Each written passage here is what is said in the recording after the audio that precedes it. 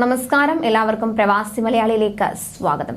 യുഎഇയിൽ വാഹനാപകടത്തിൽ പ്രവാസി മലയാളി യുവാവ് മരിച്ചു. മലപ്പൂർ നിലമ്പൂർ എടക്കര കലാസാഗർ സ്വദേശി ചെങ്ങനാക്കുന്നേൽ മനോജാണ് മരിച്ചത്.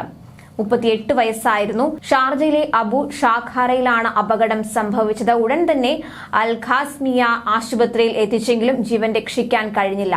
ഷാർജയിലെ ഒരു റെസ്റ്റോറന്റിൽ കുക്കായി ജോലി ചെയ്തു വരികയായിരുന്നു ഇദ്ദേഹം.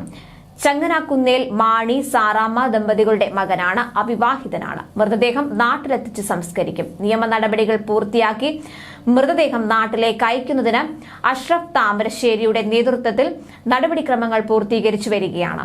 അതുപോലെ സൗദി അറേബ്യയിലെ മദീനയിലുണ്ടായ വാഹനാപകടത്തിൽ ഇന്ത്യക്കാരനായ സോഫ്റ്റ്വെയർ എഞ്ചിനീയർ കൊല്ലപ്പെട്ടു. റിയാദിലെ TCS കമ്പനിയിൽ ജോലി ചെയ്യുന്ന സെയ്ദ് സദാമുല്ലയാണ് മരിച്ചത്. 34 വയസ്സായിരുന്നു. തെലങ്കാനയിലെ കരീംനഗർ സ്വദേശിയാണ്. പരിക്കേറ്റ ഇന്ത്യക്കാരായ 3 പേരെ ആശുപത്രിയിൽ പ്രവേശിപ്പിച്ചിട്ടുണ്ട്. ഉംറ മദീന സന്ദർശനവും പൂർത്തിയാക്കി ജോലിസ്ഥലമായ റിയാദിലേക്ക് മടങ്ങുന്നതിനിടെ ഇവർ സഞ്ചരിച്ച വാഹനം അപകടത്തിൽ പെടുകയായിരുന്നു. മദീന നഗരത്തിൽ നിന്ന് 120 കിലോമീറ്റർ അകലെ റിയാദ് റോഡിൽ അൽ ഹിനാക്കിയ ഗ്രാമത്തിന് സമീപമാണ് അപകടം ഉണ്ടായത്. നിയന്ത്രണം വിട്ട കാർ തലകീഴായി മറിയുകയായിരുന്നു. കരീംനഗർ കാർഖാന ഗഡ്ഡ സ്വദേശിയാണ് സെയ്ദ് സദാമുല്ല.